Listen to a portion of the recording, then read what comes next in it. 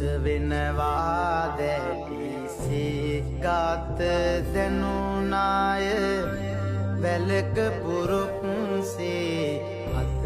පාය වෙනුනාය පරඬැල්මෙන් මාන්ද සුළගෙත් වැනුනාය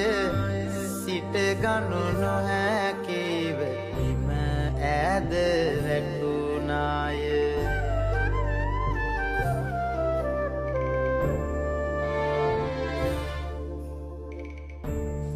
නිකණ්ඨවත් නිරුවත් වේ පිරුවාය සිව්පාවුන් මෙන් සක්මාන් කිරුවාය ගත සවි නැති මුත් සිත සාවිදරුවාය